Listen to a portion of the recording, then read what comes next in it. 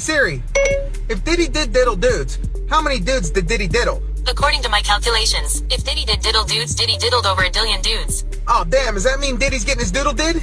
Oh, most definitely. If Diddy's found guilty, Diddy's definitely getting his doodle hole diddled by dudes with large diddles. Oh, Diddy done did it now. Diddler is now in a federal prison, and he is in what federal prison? The Diddler is in Fort Dix. And where were you in federal prison at? FCI Fort Dix.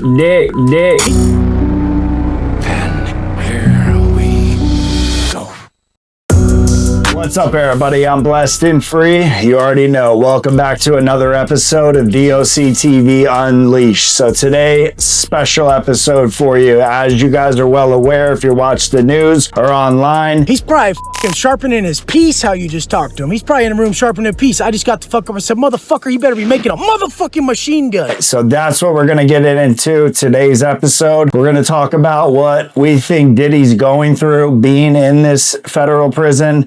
And also, we're going to talk about some of the things he saw when he was at Fort Dix. So if you like that type of content, if you like prison, jail, crime, true crime, any of those type things, do me a favor first. Subscribe to my channel. I'm trying to get these numbers up, trying to get these views up. So if you could, also drop a comment on the video at the end. Let me know what you think about the video. If you'd like to be a future guest on this channel, you can email me at doctvunleashed@gmail.com. Without further ado, let's go ahead and jump right into this episode. Why don't you go ahead real quick though, introduce yourself, tell them your name, and then we can go ahead and get right into the story about Diddy at Fort Dix and you going into Fort Dix. Yeah, my name is Rob Mason. I went to federal prison at Fort Dix in New Jersey. It's been a while. That is where Diddy is, and I spent a little over a year in there. So I was in there not doing 10 years, right, but I mean long enough to get to know the place. And what did you feel when you pulled up to the prison on the bus and like, what took place when you walked off the bus? Like, what was the next steps that you had to go through at that prison? Right. So, I turned myself in to prison. So when I got to prison, Fort Dix is, it's in New Jersey. It's the East Coast. There are 3 prisons there. You have, there's one prison, an east side, a west side with a camp in the middle. So Diddy, we couldn't find out where he's at. We don't know if he's at the east, west. He's not in the camp. He's in the prison. So he's got to be on the east side or the west side. Right. You were telling me they have a Chomo dorm. Yeah. And they also have, what was the other dorm? They've got an RDAP, the drug program. So, yeah. I mean, I think there's a lot of Chomos, period, because it's a low. Okay. But I mean, there was one dorm. I was on the west compound, so the east compound, from what I heard, I could see it through the wire, but I couldn't, it maybe a couple hundred yards away. So I heard that's where all the young dudes go. It's crazy over there. The west compound, kind of crazy too. Okay. Older dudes over there, and then you had the camp in the middle. Okay. And you're going into prison. You're not affiliated. You're a white boy. You're not tatted head to toe. This is your first time in federal prison. What is going through your head as far as like, who am I going to associate with? Am I going to have to join a gang? Who do I show paperwork? Are they checking paperwork? And then how did all those experiences go for you? Right. So that was my first time in prison. I turned myself in. I self-surrendered. I had my paperwork in hand. Okay. When I self-surrendered. So I remember a lot of guys coming in off the plane, coming in off the bus. Right. I saw the bus come in all the time. I don't think that they let you bring your paperwork in. So luckily I had mine in hand, and when I turned myself in, I was able to get in. I did get approached by the white boys, and luckily I had that paperwork. No 5K1, no snitching, no co-defendants, which will make your time in federal prison a little bit easier. Can you explain like how that went down? Where were you, and was it a bunch of guys that came up to you, or like how did that whole conversation go? Yeah, so when you go into Fort Dix, you're gonna go into what's called the A&O building, Administration and Orientation. I mean, it's been a while, but I'm pretty sure that's what it stands for.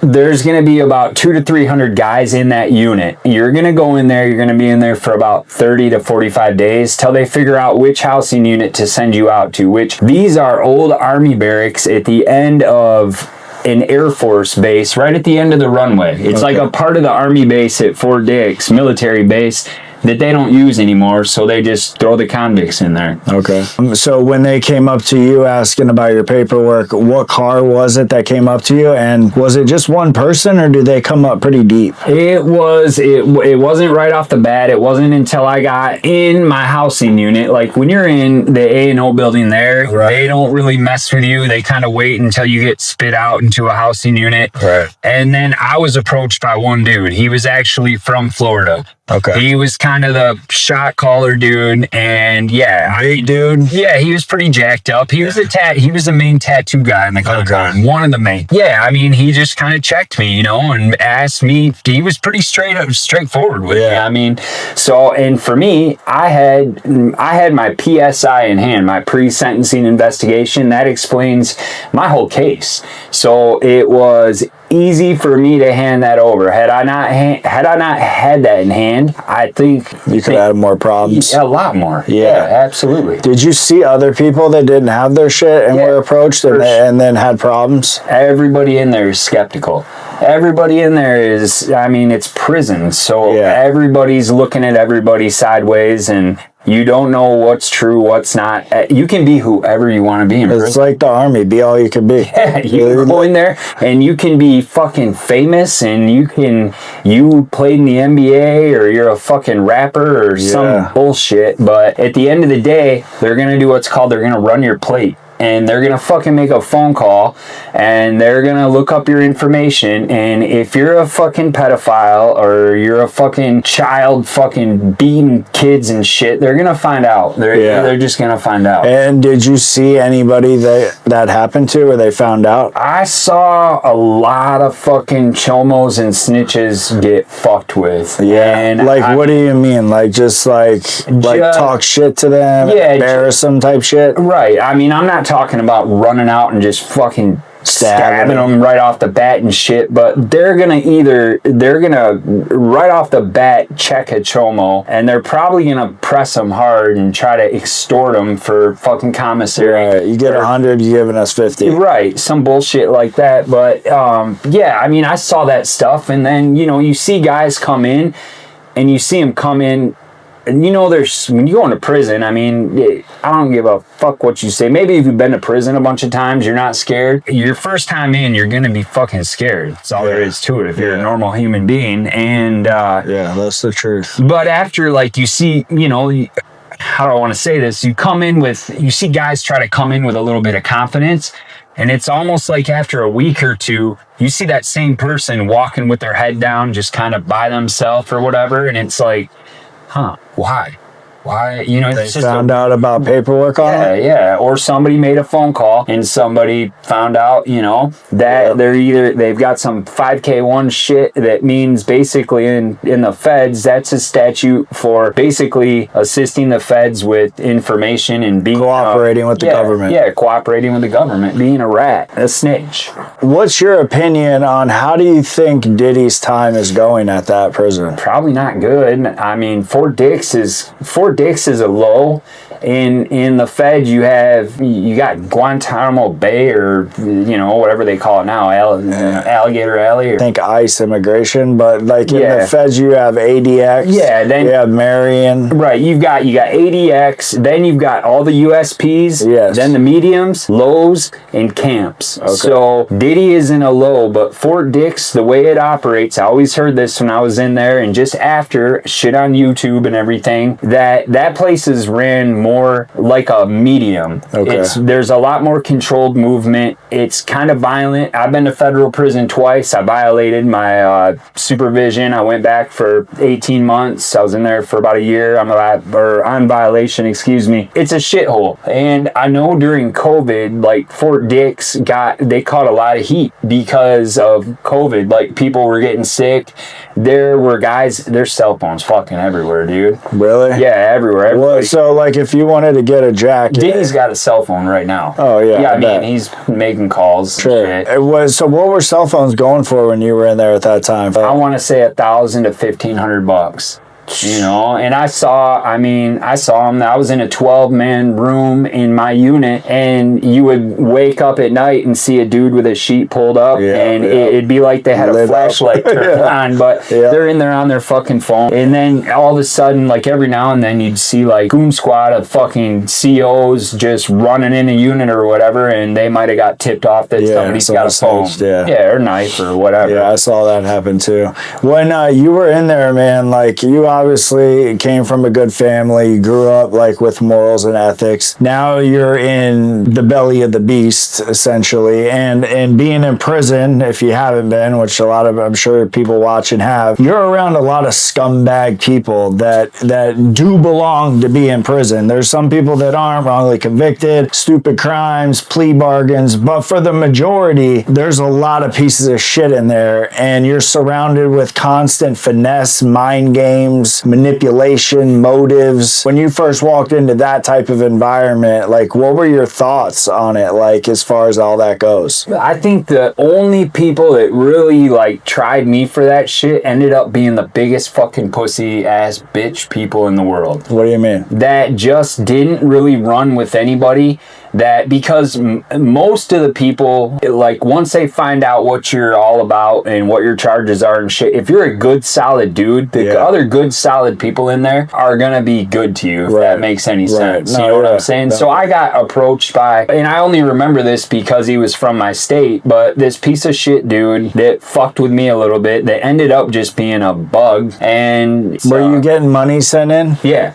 Like each week on the card? Yeah, every once a month. Was this guy getting money sent in to him? I don't think so. He was, you know, he didn't try to extort me or any, I mean, he just like tried to test you? Fucking nosy as fuck, you know, like asking a lot of questions. And when people do that kind of shit, you automatically just, to me, they have something to hide. Right, that's exactly what I was trying to say. Yeah, that's it. The loudest person in the dorm that's always calling people out, they call out the people they know will not say anything back. They are the weakest, and they always end up either crashing out, getting knocked out, stabbed, locked, or whatever it is. Yeah. So I totally understand what you're saying. With this guy trying you, you're obviously are an independent, I would take it? Yeah. Okay, so what gangs were running Fort Dix? Sure, man. You've got Bloods, you've got Crip, Aryan Brotherhood, the ABs, you've got the Muslim Brotherhood, you've got Native dudes, you've got all the different Latin gangs. Yeah, Latin gangs, which are there's fucking Latin Kings, Mexican Mafia, stuff like that. The Norteños, Sureños. Yeah, and you've got all those in there and shit too. What would you say was the most powerful gang as far as their structure when you were in there? Yeah, I would say at Fort Dix, I would say either the Italian guys, the age range, like old to young Italian guys, because you're close to New York City. Right, so you're talking like Mafia affiliates? Mob dudes. After that, I'd say like really at Fort Dix, it was like, I'd say like the Puerto Rican dudes and shit like that. Nietas? I don't know, dude. To be honest, I don't know what they were. And stay in Florida, all Puerto Ricans are usually Nietas or Latin Kings. Okay. Yeah, I mean, they seem like they had a lot of pull because like that was who you'd go to see if you wanted to get a job as an orderly or something like that. They were plugged in. Yeah, they were like maybe the counselor's assistant. And you needed something or you need help, and they'll get your caseworker to actually talk to you or something like that. So obviously they've got some kind of pull. Yeah. All right, man. So you're at Fort Dix. You're in federal prison. When is the first time you see violence?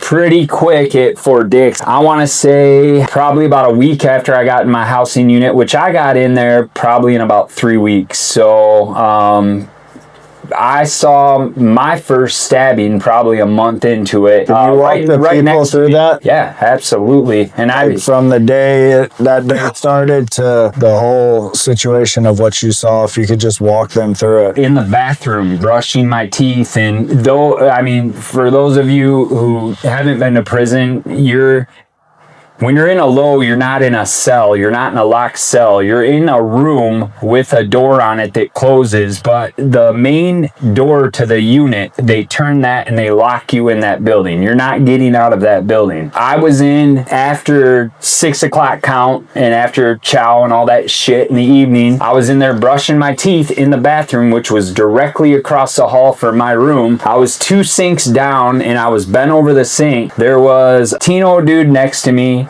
washing his hands or brushing his teeth or some shit, and you always want to be vigilant in there.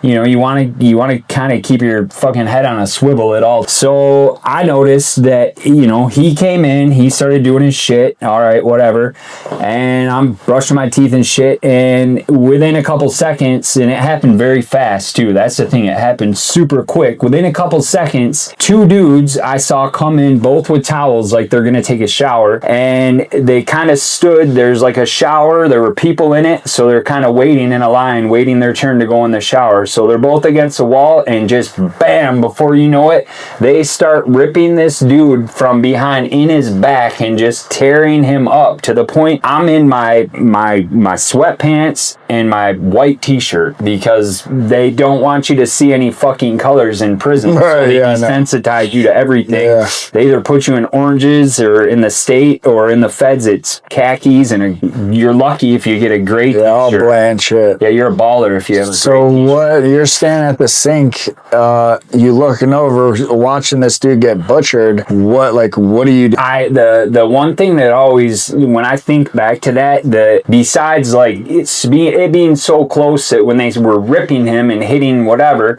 veins or arteries or blood was on me, on my t-shirt, I was covered in blood from blood splatter. Yeah, but damn. I'll never forget the noise of them just fucking stabbing him. Just like hearing what were they? Do you know exactly what they were stabbing? Was it a bone crusher? It was just like a shank. Yeah, no, it was just a shank. It was, I don't know, it was a piece of like wood. It looked like almost like a broomstick handle with a filed piece of metal on it or something. I saw a lot of different shit. I mean, you'd see dudes passing them around and shit. But they're butchering him with this shank. Yeah, and ripped him. So, I mean, the second, and this all happened so fast, the second that I realized this is going on, they're both going at him, and I leave my shit, like my little bag, fucking bathroom bag or whatever. I ditch that, and I just fucking bolt through the door into my room. I come in, all the guys in my room, 11 other guys are just kind of chilling out, or maybe on their bunks reading or talking, whatever, and I come in with blood all over me, and I'm not, enough blood on me, and everyone in my room is just fucking freaking out and telling me to rip my shit off and get it off, get rid of it, flush it, get rid of it, because otherwise you're gonna get hemmed up. I'm new in prison, I don't know what the fuck is going on, so they're putting you up on games. That's real shit. Right, absolutely. So you then take the clothes off, get rid of them. Take the clothes off, get rid of them. Everybody's going crazy. You can hear them. Everybody in my room jumps off their bunks. They're looking out, looking across the hall. It's still going on. The guy's still getting stabbed at this point? Or running from him? It was like a fucking, and I don't know if this was a gang fight. I never really found out, to be honest with you, but know if it was a gang fight or like other people. Like a gang hit. Yeah, and it could have been, but there were a lot of people, so the guy didn't die, but I'm sure he was close to death because of what I saw with my eyes. I mean, if that happened to me, I'm pretty sure I'd be pretty fucked up. I know when I was in prison, man, man, like, and I saw my first somebody getting stabbed. It was actually like 70 times. He was on the phone, and his own gang, like 4 of his own gang members, the Bloods, stabbed this dude. And when you witness a level of violence like that to the point where you can smell the blood, where you don't know if the guy's gonna live or die, that does something to your mind. I don't care who you are, because you know then at that point you're in a place where this could happen to you. Yeah. If you don't play your cards correctly. Right. So after that happened, did that make you move a little different? Like about like who you associated with, how you talk to certain people, like what did it do to you like mentally? Did it fuck you up in the head at all? Yeah, a little bit. I mean, that kind of stuff doesn't really like blood and guts don't bother me, but then when you see it in real life, it's a whole different story. Right. But still, I mean, it's not like I didn't sleep for 2 weeks or anything. It made me realize how fast everything happens. Right. Everything happens in a second, and so you 0 to 100 real quick. 0 to 100 real quick. And it's just why you can't, in prison, you can never relax. You can't be comfortable. That's a fact. And yeah, I mean, when you get comfortable, boom. What was your mind state, man, like when you were in there? Were you willing to stab somebody if you had to? Were you willing to like go to that level, or were you more like along the lines of like, I'm just gonna try to avoid any type of problems? To be honest, man, I didn't want any problems. Yeah. I got in 2 fights in my whole prison experience, and both were playing basketball, and they were just scraps, and teammates pulled us apart, or COs or whatever. I got thrown in the hole for maybe in total 6 days. So I can't say that, but well, dude, I respect your honesty, because most people just lie and say, they beat up everybody they fought and all this type shit. No. Most people that go to prison, though, that I've seen, like, they just want to go do their time and get home. It's a rare breed that want to go and join up with a gang, get a knife, start putting in work, and do all that type shit. You know what I'm saying? Like and those are, I believe, people that belong there. Yeah, and they're in there, and there are people in prison that need to stay in prison. Do you think Diddy deserves to be in prison? Yeah. Yeah? Yeah, fuck yeah. Yeah, I think he's done some fucked up. I think a lot of people deserve to be in prison right now. Yeah, that's a fact. A lot of people. But the one thing I can say is I wouldn't click up. I'd never be the type of person to click up and stab somebody or whatever. The only way, and I would stab someone if someone was trying to stab me. Right, and that's what I meant. Yeah, if someone was trying to stab me, I mean, am I going to fight if someone's trying to kill me? Yes. Absolutely. Okay. I want to go home. There's some people that would run and not fight. Yeah, if someone 100%. wanted to fight them. And I've seen people run. Yeah. I've seen people fucking skedaddle. Yeah. You can run, but you can't hide, dude. And it's usually the loudmouth. They're always talking about how bad he is. Right. And then he's the one running. Right. He's the one running, or he's the one fucking running to the lieutenant's office to check in and get transported to another fucking place because he's a fucking bitch. Right. So, I mean, you obviously met me through YouTube 5 years ago watching my old channel. What are your thoughts on the whole prison YouTube genre and what's being now out with these new creators? Like, do you watch any of them? If you do, which ones? And like, what is your outlook on like all the prison genre type shit? I think that, I mean, you're the person I started watching. It was COVID. So I saw your videos on YouTube and I started watching them. And I've watched a lot of other people, not a lot, but I've watched enough other people. And I think that I definitely think some people just do this shit for clicks, and that all they want to talk about is the fucking bullshit. And I think it's bullshit. I think the stories are bullshit, but I'm not saying all of them, but I think there's a lot of people out there that fucking shoot these videos and they pull a fucking car up and they pull this up or that up and they try to look like they're fucking baller or gangster or whatever, dude. Yeah. And then, you start watching these channels and then you find out people aren't what they say they are, you know? You find out that everything's been a lie, basically. Yeah, and it's fucked up. Like driving down here to meet Josh, I wouldn't have drove down here I just moved to Georgia from Michigan. I would not have gotten in my car and drove down to Tampa to do this interview if I didn't think this was a real dude sitting next to me. So, you know, I've seen all of his videos. We've been chopping it up since 2020, so 5 years. And I just... It's crazy. It flew by. Yeah, it did go fucking fast, dude. It scares me. But I just think that, man, I don't know. I've seen some people that are...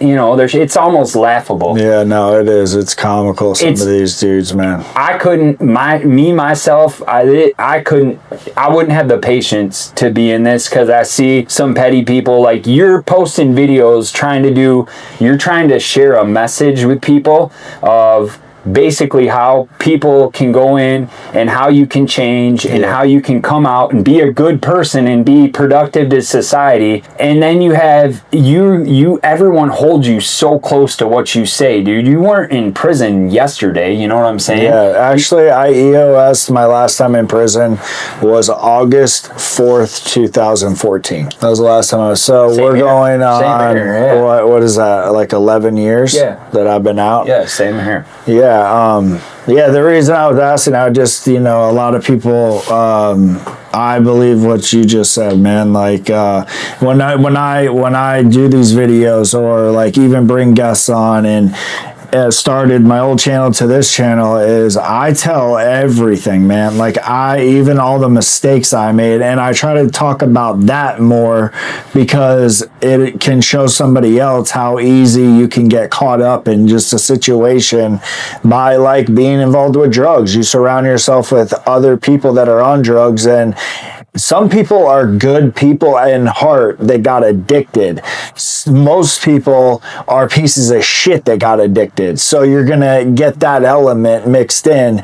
And that's why I share all the, like, different crazy stories that I went through with it, because at that whole time in my life, living that life, I was addicted, but I knew deep down, like, even being in prison and jail, like, I would look around in the dorm and be like, dude, I'm nothing like these people. Right. Like, I'm not, like, not saying I'm better than anybody, but in some cases in life, you are better than some people. You don't want to be like that. Right. Though. You don't, why would you, you know, I get it, man. We all get caught up in our shit, but I have no desire to want to be the fucking kind of person that wants to rot away in a fucking prison cell, and to think that shit makes you a fucking that shit does not. No, it's prison is not where it's at, bro. No, it's not at all. At Fort Dix, where Diddy's at, how do you think the guards are treating him? How do you think the other inmates are treating him? And what do you think his time is looking like, other than what TMZ puts out there? I think that most of the guards when I was in there were ex-military dudes, right? And they were guys that lived around the prison, so East Coast guys and shit, and they were all pretty legit, you know. I mean, it's not like you get close to the COs. I mean, you're the bad guys, they're the good guys, you know. But you just stay out of their way. Yeah, you stay out of. If you just stay in your lane, for the most part, they're gonna stay in theirs. But I think his time is. There's definitely in that. I've been to one other low, and it wasn't about shit.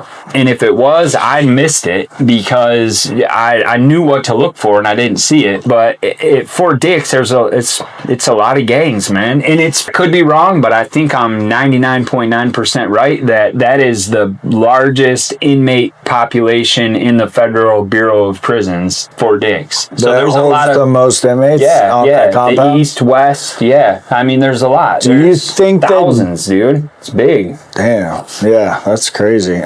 Do you think that guards are bringing stuff in for Diddy on the low?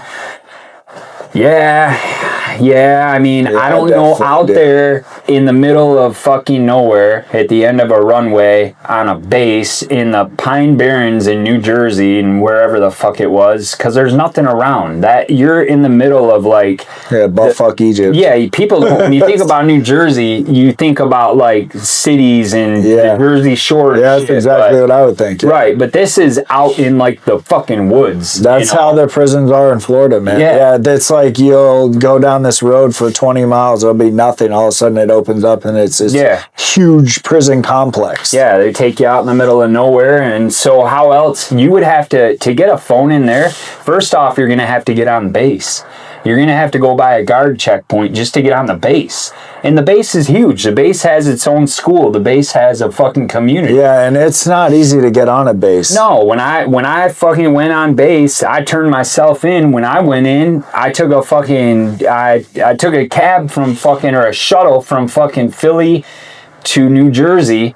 And because that was the closest I could get to Fort Dix, and getting in on base, we were stopped and we were checked, and it was just me and the dude. Yeah. So I do know that like people do get on base, and they do throw shit over the fucking fence. Yeah, now it's the drone thing. That wasn't even a thing when I was in there. that's crazy. I got videos. I'm gonna do a video on it. That's crazy. They're dropping, bro.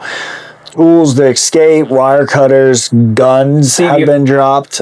Fucking, all the drugs. Yeah, and I fly drones too, dude. I do drone photography as a hobby, so I never even thought about that. That's interesting, man. Yeah, it is. You should see the video I have. I'm gonna do it and post it, so you guys could check that out. One interesting thing, real quick, you could do that at a lot of places, but at Fort Dix, you couldn't fly a drone in because you're on an Air Force base. So if you put a drone, they would pick that up 100%. So in there, it would be even harder to get shit in. So do you think that because of him having money and his status, that the other inmates are basically just like worshiping the ground he walks on? I don't think so. Really? I bet that there's somebody in there that's fucked with him. But I mean, it's Sean Combs, dude. It's Puff Daddy. I know. I mean, he's got the guys connected. We grew up fucking watching him, and we know all the shit that he's probably done, and he's going in and out, Right. So I mean, he's got some pull. He's got to have some pull. When I was growing up, Diddy was the thing, man. Like Bad Boy, and then Biggie died, then he kind of blew up too. I always thought he was just this pop dude that danced in music videos, but this guy was literally pulling strings to get Tupac Shakur murdered in Las Vegas. He pulled the strings to get Biggie murdered. He then had Biggie's family pay for his own funeral and told everybody Bad Boy paid for Biggie's funeral. What? So the dude is a lot more sinister and insidious and crazy than I think a lot of people give him credit for. Right. So that's the only reason why I was asking about like how you think he would do in prison, because I really think he's a fucking savage. Yeah. And if someone tried him in prison, he's got enough money. If you say, hey, I got 30 grand, I'm gonna wire your family, go kill that dude that just tried me. Dude, most people in prison would line up for that. Right. Oh yeah, 100%. I mean, you've got even though it's a low, you've got lifers in there that have worked their way down. Right. Or that, they're floating around in there. Yeah. And there's people like that in there. I mean, shit. But there's a lot of gangs though too, man. I mean, like the DC Blacks, there's just that place compared to the other federal place I was at. I only have those two to compare, but it's night and day. Yeah. And at Fort Dix, did you see anything like gunners, booty bandits? Yes, dude, that shit is crazy. That probably scared me more than me getting fucked up. Was just the sight of some of the people I fucking saw in there, where they look like characters out of a fucking horror movie, dude. I know. And they're fucked up, dude, looking like shaved eyebrows and fucking weird Skittles on their eyes. Yeah, lipstick. I saw dudes with lipstick and fucking, man, it was fucked up. But it's prison. I know. That's what makes me never want to go back. I know. I don't ever want to go back. God willing, man. Yeah. It's just, I saw a lot of fucking weird shit. Well, I know you got out, violated, went back again for a little bit of time, but I think we've talked a lot about prison. I want the people to know what you've done since getting out of prison your last time. I know you sold tons of cars. You've, bought things, been to places. Can you explain how, when you got out and then started changing your life, how that whole process took place? The only reason I really went back to prison, I never really faced my addiction or figured out what it was that made me use drugs. And I mean, I used to like to use drugs. I mean, drugs are fun at first, but they always lead to the same place. So once you stopped doing the drugs, did your life change dramatically for the better? Yeah. I mean, once I decided I relapsed. I had 4 years of supervised release with the feds. I made it 3 years and 8 months. I relapsed with a couple pills. And in 11 days, I was back in custody. And so in that time, being in prison, I never used drugs in prison. Or when I was on pretrial, waiting to get sent to prison. I think the biggest thing for me was violating and going back through those fucking doors and feeling so fucking stupid for going back, because you walk in and guys are in there doing 30 years and shit, and you get a chance to go home. Right. You get a chance to go out and be in the free world, and then you come back on violation and you're gonna go back home, you know? And that feeling right there, the second time I hurt my family. I lost a girl that I cared about so much. I really didn't harm anybody for the most part, you know, but I hurt a lot of people. And it was time to change. Even though I'd stayed clean, it was just time to make a change. So coming out and going forward, I've just put my best foot forward. And all I can say is that I have to be honest with myself, and I don't want to live that life anymore. I'm sick of it. I want to move forward in life. So once you make that decision to re-find yourself or do whatever you have to do, then you just fucking power through it. And to me, it's not about having fucking millions of dollars. To some people it is, and that's great. And I'm comfortable, but yeah, I've worked hard, and I'm going to continue to work hard. I don't have any desire to go back and use drugs, because I know exactly where I'm going to end up, and I could end up dead. You've already been to jails and institutions, right? And I've overdosed too. So, and I don't know how close I've came to being dead, but I'm sure I was very close. So. With that said, I just don't ever want to go back. I don't want to put my family through that. I really don't even talk and share my prison shit too much, but what I do try to do is if I see somebody that's fucking up or whatever, then I will share it with them. And a lot of times people are like, damn, because I'm not covered in tattoos, or just because I'm not always talking about it, I'll throw that out there to them just to let them know that shit's real, and it can happen. It can happen to anybody, just because prison doesn't discriminate and drugs don't discriminate. Nope. You're going to end up jails, death, institutions. It's facts. Just fucking stay away from it. Don't fuck around with shit, especially nowadays, dude. Fentanyl and shit, you're gonna end up fucking dead. Yeah. And for what, So it feels a lot better to be living a normal life. And I would say guilt and shame, you gotta let go of that shit. Yeah, you gotta forgive yourself. You do. And you did what you did. You have to own it, which is what I didn't. I never denied what I did. In fact, when I got out the first time, I started speaking and going to schools and shit and talking to kids, and it was great. I was working with a nonprofit in my hometown and going into schools, and it was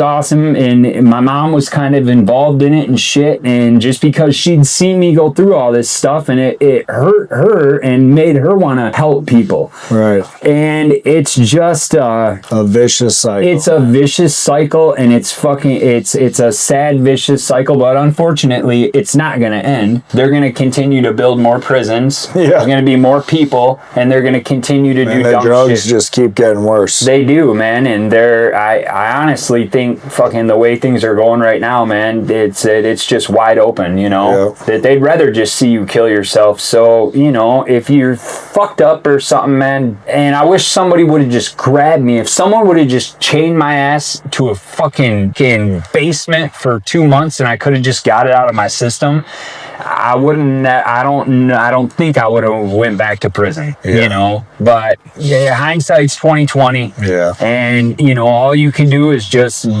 better yourself, be healthy, be honest with yourself, and just do the next fucking right thing, you know. And I mean, I don't know what success looks like to everyone is different, Right. but for me, I feel like I am a success, and I want to continue to go forward, you know. And you know,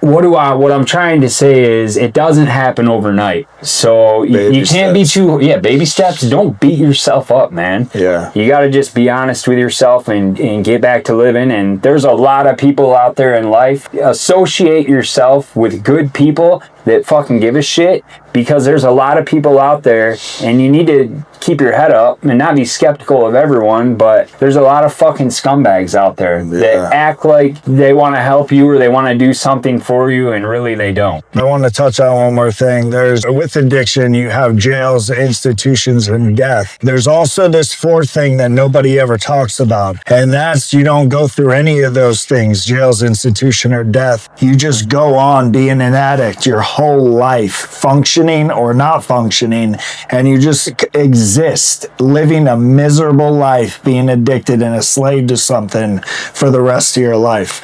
And that happens to a lot of people. It happened to my own mother to this day, and it's been going on for her whole life. And I don't think she'll ever get it. And I think there's some people that just can't get it, or they refuse to get it. That's what I want to talk about on this channel, is positive change. That's why I wanted you guys to hear his story about where he came from to how he's changed his life. I followed him for 5 years on social media. The guy sells more cars than anyone I've ever seen. So Not anymore, though. I'm retired from that. All right. Yeah.